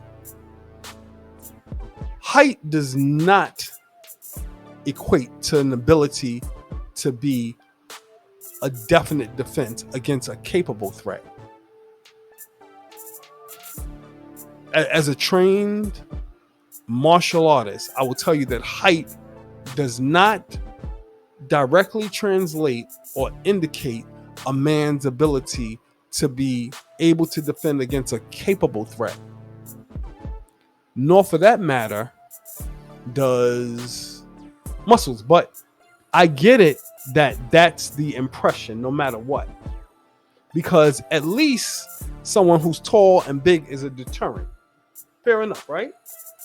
But when that quality is held above some more particularly important elements that a man ought to be rated on, including his ability to be masculine and manage chaos and establish order, then it's an issue, and it brings into question what is the real request, what's behind the real request. And I say what's behind the real request is the taking the opportunity to hold on to leverage, right? There's a saying that power concedes nothing without a demand. And it's my belief that, that there's a power imbalance in a relationship between men and women as it is now structured today. So when we say men and women are equal, it doesn't even really take into account how we ought to fashion our assessment of the power balance between men and women. That's not equal. And so we know that sometimes people are more willing to see, double standards when it doesn't benefit them, but when the double standard does benefit them, a little bit less so. There's power imbalances. And so, these are all of the things that go into the equation of the power imbalance, the demand for someone to provide and protect without the corresponding level of providing and protecting that should be shown to that man's house. Mm-hmm. Right? And that's just one of them things that we have to deal with. I don't think we can change it. Again, my perspective is a slope. It is what it is. Not beating anyone over the head with the reality of our world and the way it's arranged and structured, but we have to respond. We have to do something to respond in a way that gives us coverage to be the best of who we can be for those who we are charged to be with, including our wives, including our children, including our family. Okay. I can agree with some of the things said there, but actually most of it. Do you think there's an element of protection that maybe we might be missing because of the lens that we look out from? I think there's an element. I think the request. I do think that the request is real though, and I'm gonna tell you how in a minute. Sorry guys, my allergies, it's allergy season. Hold on. All right. Before I do that though, I have to go back for 2 seconds. Okay. When I spoke of providing and eventually leading my household, I forgot to mention, and I have to mention, that the only real reason that I was able to step up and start leading my household is because I first started following God. Right? Excellent.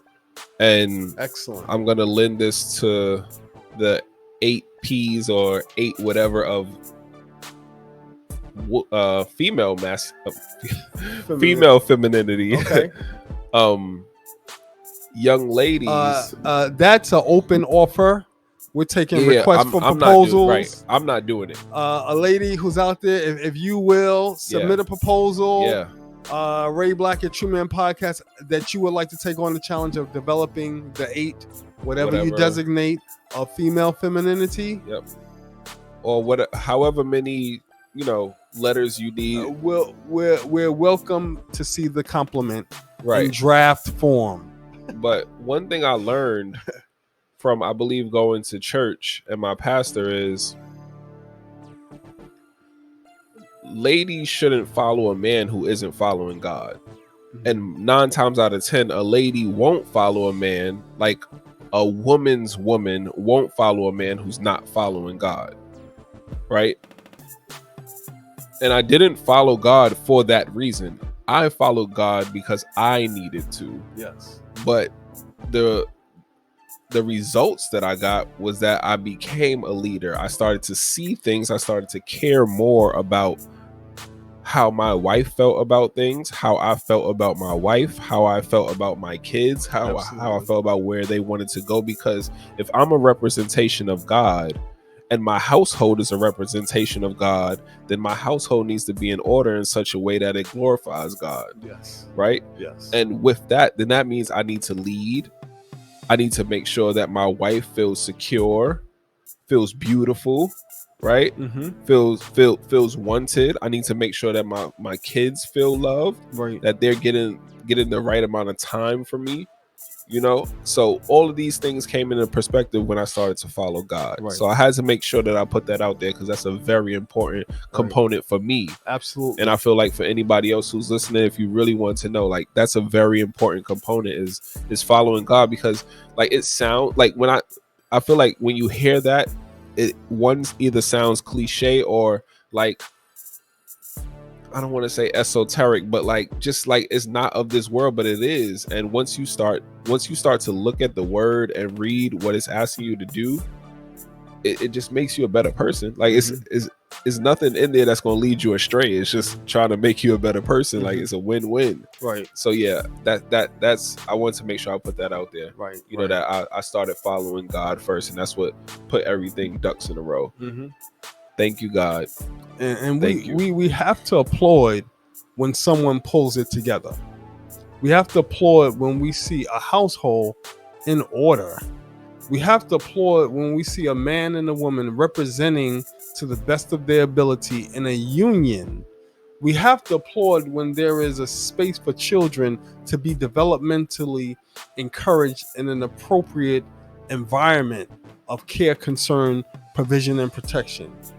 We have to applaud when we see people doing the damn thing. We acknowledge that for sure, Kev. You know, and to you, press forward, and many better regards, and many more levels to climb and explore and evolve and teach and emulate and give and be an example. Right? To be an example. Absolutely.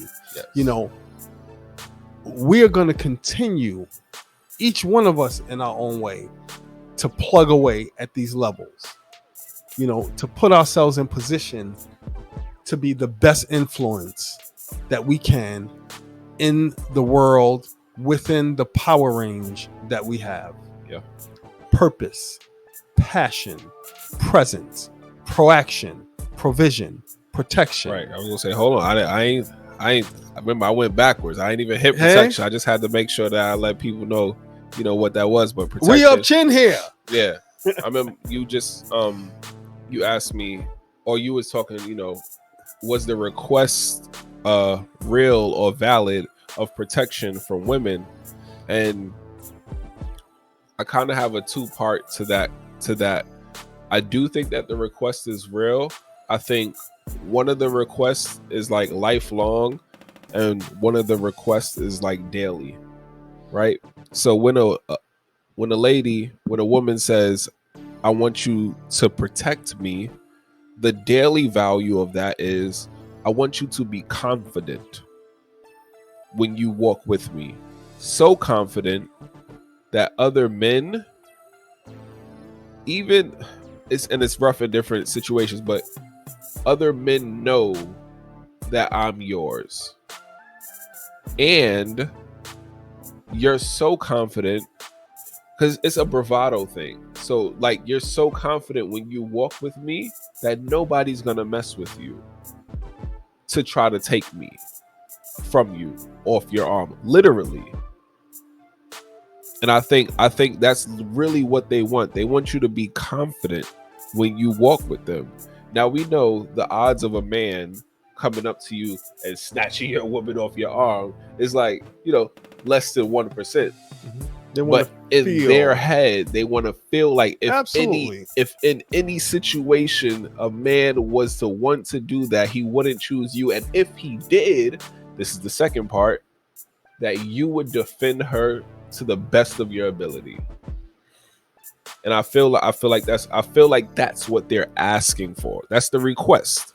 That's what the request part. So take that, because I know you're going to comment on that. Take that. But also, for me though, protection goes down, especially in this day and age, to a different level.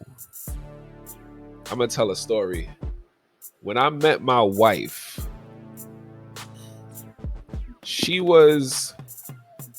I feel like she was on all of the social medias, right? Like a regular person, doing their thing. You post here, you post there, you post there. I'm not on social media anymore. I'm not on. Well, you can see my profile, but you see I haven't posted I don't know how long. So I'm not on Facebook. I'm not on Instagram. I never had a Snapchat. I never had a TikTok. I don't have a need for it. And because I'm that way, my wife is now that way. On her Instagram, I think she only posts on her birthday. So that's once a year. Okay. So basically she doesn't use it. Right? I don't even think she uses Snapchat anymore. No, seriously. Like she doesn't touch Facebook anymore. So it's like, for me, that was protection. Because the stuff on there can and / will ruin a relationship. Right. Not only that, it can ruin a person. Right. Bunk the relationship. It can ruin a person. It's giving people anxiety. It's giving people depression. It's giving people other disorders. Just by being on these social media platforms. So me first doing it myself, and then her seeing me do that, and it's like, dang, I don't even think it was conscious for her. It was just like, yo, he's not on his phone. Why am I on my phone? Like, he's not on Instagram. Why am I on Instagram? I'm right here. I got my kids right here. We going out. I don't got to take a picture. My man, he don't care about taking pictures of food. Like, Kevin, he like, when I'm taking pictures of food for, I'm gonna eat it. Like, I don't care if everybody see it. I'm here. You here. We here. So I think that rubbed off on her so much so that now she's that way, and then taking it to my kid, it's certain things that I don't let him watch, or I don't let them watch. There's certain things that I don't let them do. That's protection. That's protection. Right. And I think that's the protection that we're talking about here, is the protection of the house, the protection of the family, which also encompasses protecting the wife. Right. But it's protecting the family as a whole and protecting yourself. Right. I think that's the first part. So you have to start protecting what you put into your body. What you eat is what you are. Right. And you don't just eat with your mouth. You eat with your eyes and you eat with your ears. Right. What you see is what you start to become. What you listen to is what you start to become. Respectfully, I don't listen to hip hop. I don't listen to it anymore. And we had this conversation. It could be because of the season that I'm in, but I don't listen to it because it doesn't do anything for my brain. It doesn't help me. All right, you're gonna have to let me jump in. Yeah. You have to let me jump in, because this part is gonna be a little good cop, bad cop thing here. Okay, I gotta represent. Yeah, for sure. For the brotherhood. For sure. You understand? And I need to call Cap. Right, bro? I need to call Cap on some things. I love it. Okay, because okay, yes, absolutely. See, one thing I'm able to pick up on is when we do this interesting gymnastic of using a magnificent situation to color the actual breath of what all too many people's experience might be. Now, again, what you described is really magnificent, and I can't take away from that. Yeah. How you describe you. protecting your wife and positioning her in your home and being conscious about what you do and how you live and how you behave in a way that you are aware of how it's going to impact her in your home is magnificent, right? Freaking-nificent. But now, when we talk about the breadth of the experience, that, okay, a woman wants daily protection and long-term protection. Well, okay, what I present is that there is a dual pact of protection that emerges when two people come together. It's a dual pact of protection. And to your benefit, you described that playing itself out. If there's a dual pact of protection, then why is the percentage of women in relationships, are they addicted to the social media posting and the attention that they get from other men while they are engaged in relationships with their significant other? Why is there such a high degree and element of women entertaining attention, entertaining engagement, entertaining interactions with other men when they're in positions and relationships with men? Why is there such a high degree and element of women who are divorcing men when they are in relationships, when these men are already, in many instances, providing and protecting already? In some instances, maybe not. In some instances, maybe there's some other things that are going on that are totally unacceptable. In some instances, maybe there is critical, even criminal elements that are happening in the relationships, but not in all instances. And what we have to recognize today is that there is a sea swarm of attention seeking, so much so that men are finding it impossible to engage with a woman. Like, if we were to approach a woman in a relationship and say, you know what, here's part of what we would like to see at some point in time in our relationship, as we move into a place where our focus is definitely more internally on building between us two and less on the outside world. So we want to pull back from the social media. That's almost, it's akin to making a request of death. Right. It's almost like cutting off her air. Right. They will call it, I don't know what you call it, a lane. He wants to control me. Yeah.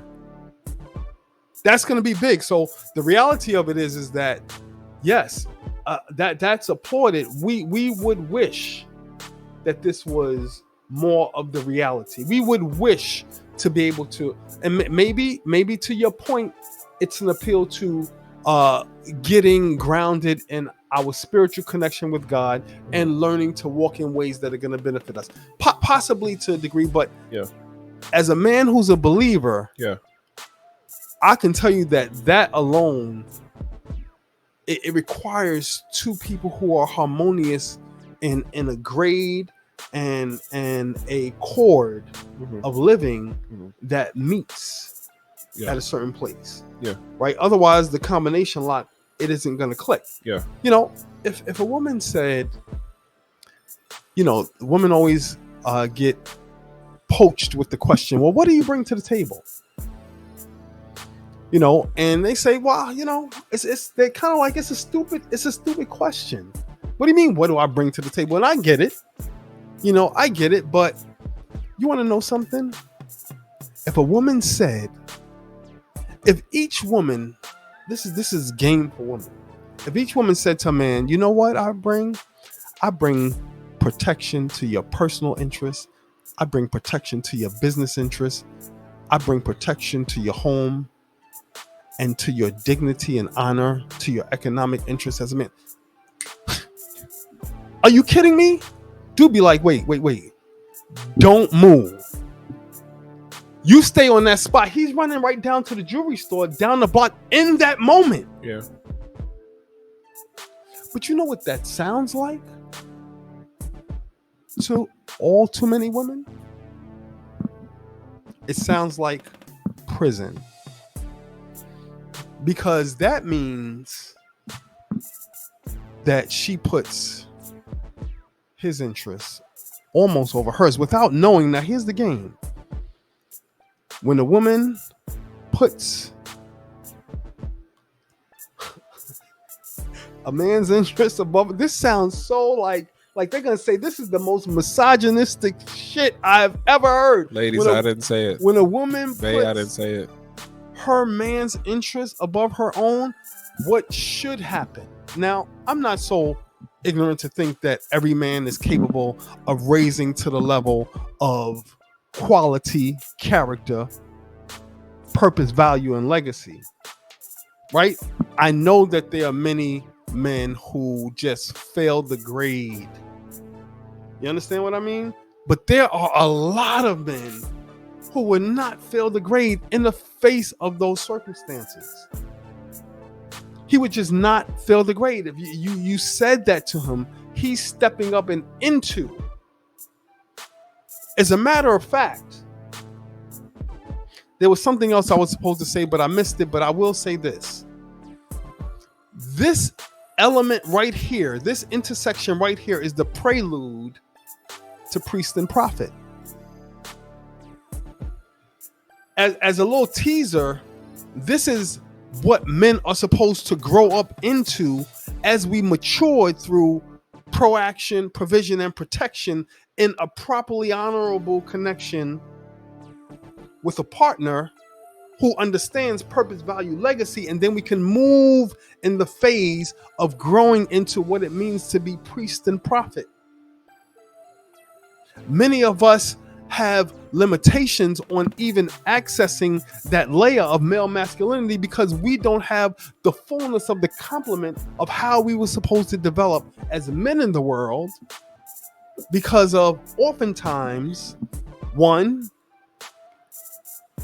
for our own personal lack of development in the areas of the first 6 P's of male masculinity, taking ownership. But two, for the lack of or the limitation of opportunities of women of like mind for the man who has developed in those layers of masculinity, so that she folds into his provision and protection. And you want to see an example, all the women of the Bible? Look at Ruth, Naomi, and Boaz. What did Ruth do? Ruth consulted first to say, hey, listen, he's the kinsman redeemer. Should I go check him out? Naomi, go check him out. But here's exactly what you do. What did she tell her to do? She said, go and show him that you can be a submissive woman. What? What are you talking about, Ray Black? Go uncover his feet and lay by his feet. What do you think that means? Did she tell her go uncover his arm so you could be side by side with him? Oh, you just trying to put women under men. No, it was a signal. I want to call you something, but God knows I'm not going to let it come out my mouth. It was a signal. Almost spoke in tongues. It was a signal. And when he saw her humility, he said, my God, you could have went with someone young or old, rich or poor. You could have had a young rich man, but you came to me. And he was a man that worked in the field. So you know what his feet look like. But she understood that he was a man of masculinity, a man of purpose, passion, presence, proaction, provision, and protection. And she saw that, and she went and put herself in position to be covered by him. Jeez, we gotta turn that flame down on the stove. Gotta turn the flame down on the stove, man. That pot. All right, it's that pot.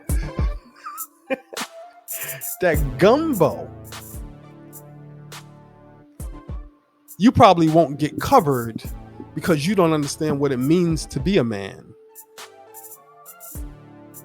or the challenges it takes for a real man to stand up and show up with all that he has and with all of who he is.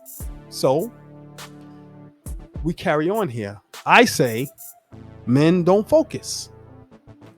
Passion, purpose over passion. Don't focus there. Kev talked about what we see with our eyes. It's a work in progress for many of us. It's a work in progress for me.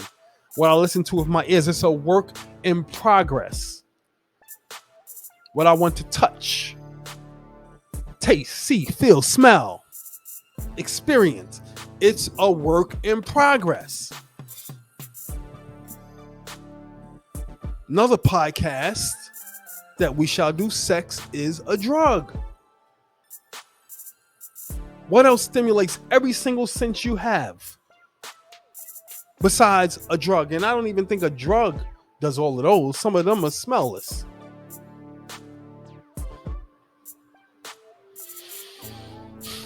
We got work to do. Yeah, we touched on all the P's. We have work to do because this is killing us. Will we take up the mantle? Will we take the charge? Will we make the change? Michael Jackson done already told you, man. Make that change. Oh my God. All right. Nah. I say it with humor, but it's real. It's very, very real. Family, we're going to take a break. Then we're going to come back and just Wrap it close it out with Yeah. closing statements from Kevin and I. Thank you for watching. Be right back. Men, if you can't get to your kids to teach them about male masculinity, first, let's start with ourselves. Right? But then we have an obligation, a duty to touch other men with male masculinity. Young men in particular, preferably our own, by extension, other young men to whom we have reach with male masculinity. It's ours to carry. It's ours to call. It's ours to encourage. It's ours to convey. It's ours to keep. Purpose, value, and legacy. It's all wrapped up in there. And certainly the conversation continues. Family, it's a conversation. You do see passion because we're in precarious situation. Precarious predicament. Tough times. Real challenges. So we stand up in the face of challenge. Right? We look to put order over chaos. This is that. Yeah. This is that. Why don't you close out your remarks and I'll bring us home. Simple, guys. 4th P, proaction. Actually, first P, purpose. Yes. Get one. Amen. Right? Search for one. Find it in your walk with your faith. Find one. Once you have your purpose, you use passion to push it. Use your passion correctly. Don't let your passions use you. And when you're pushing your purpose with passion, make sure that you're presenting yourself the right way.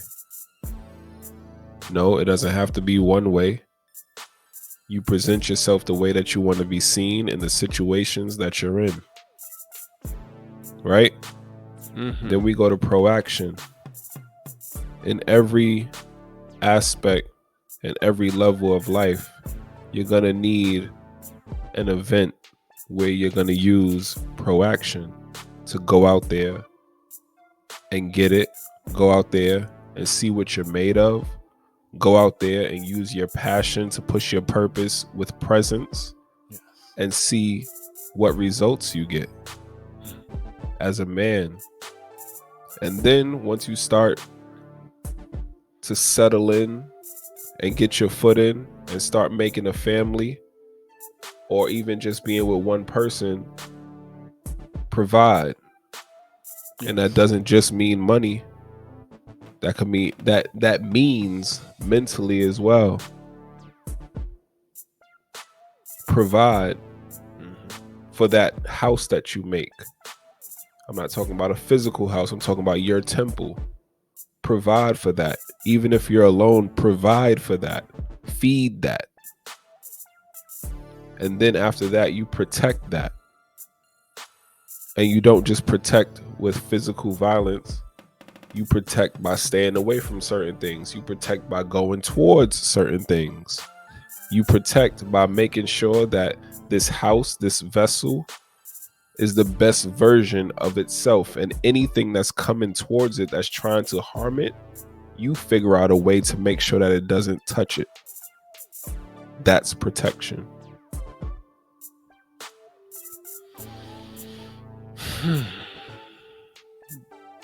That's the full spectrum for the first 2 layers of the 8 P's of male masculinity. Layer 1, purpose, passion, and presence. And now layer 2, proaction, provision, and protection.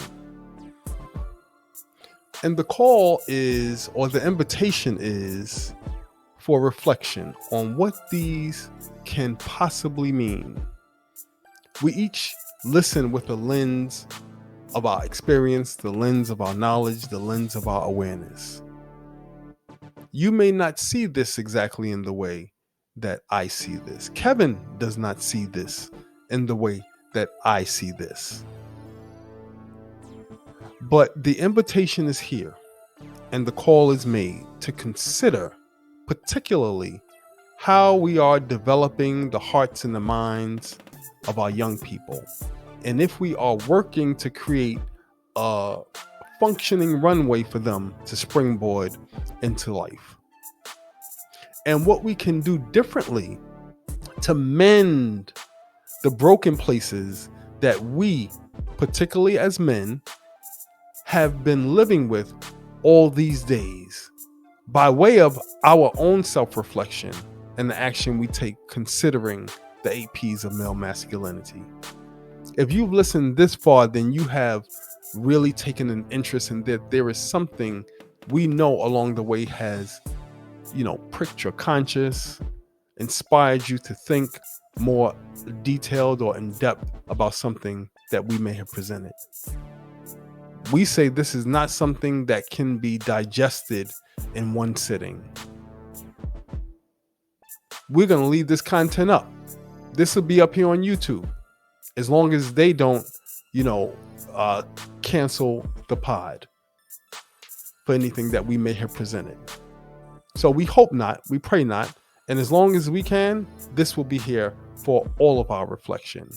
So salute to you who have participated again. We invite you to engage with us here on the podcast, because there is yet more to come. You will see us again soon when we wrap this up with the elements of the 3rd layer of male masculinity and the elements of priest and prophet.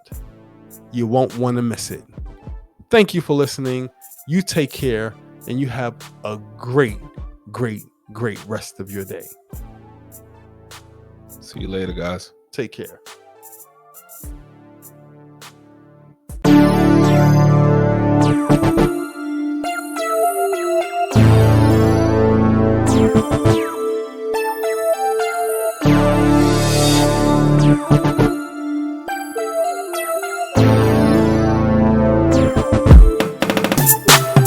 can't stop me, I brought my rap. Can't stop me, I make you feel my wrath. Can't stop me, I brought my flow. Can't stop me, better act like you know. You can't stop me, dog, you can't stop me, nah, you can't stop me. You can't stop me, dog, you can't stop me, nah, you can't stop me.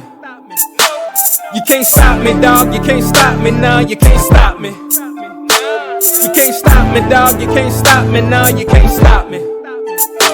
You can't stop me, I brought my rap. Can't stop me, I make you feel my wrath. Can't stop me, I brought my flow. Can't stop me, better act like you know. If you really wanna go there, we can take it there. I got my new fit on like I don't care. See, I'm dressed up and I'm draped down, and the word around town is I'm the man around. Better act like you know when I come through the door. See, I got the glow, but this ain't for show. But I showed up, know that I got the flow. Stacking dough, make it end, but it ain't no telling when the story ends. Wanna start again where you began. It's too hard laying low trying to be the man. No fur coats or funny hats, just dope tracks and cold rap. I'm unstoppable and I got the pull, and you can't scam me, man, stop the bull. Man, the cops are pull, they trigger fast. The black man ain't got a chance to last, and that's so sad, and that's so sad. I said the black man ain't got a chance to last, and that's so sad.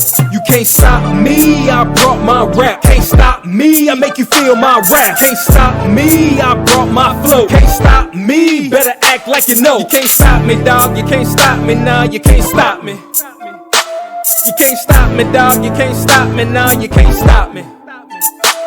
You can't stop me, dog, you can't stop me, nah, you can't stop me. You can't stop me, dog, you can't stop me, nah, you can't stop me.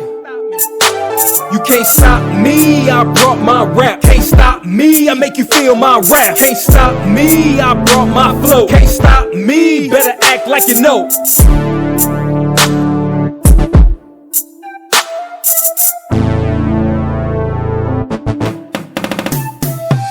They told me back down, but I won't do it. I ain't never giving up, so I'm gon' pursue it. I'ma do it for my people. I'ma do it till we equal. I'ma stand for my homies' rights, or we gon' ride here 100 nights. I'ma do it for my people. I'ma do it till we equal. United we stand, divided we fall. Strength in numbers, I done heard it all. I'ma do it for my people. I'ma do it till we equal. You can't stop me, I brought my rap. Can't stop me, I make you feel my wrath. Can't stop me, I brought my flow. Can't stop me, better act like you know. You can't stop me, dog, you can't stop me, nah, you can't stop me. You can't stop me, dog, you can't stop me, nah, you can't stop me. You can't stop me, dog, you can't stop me, nah, you can't stop me. You can't stop me, dog, you can't stop me, nah, you can't stop me.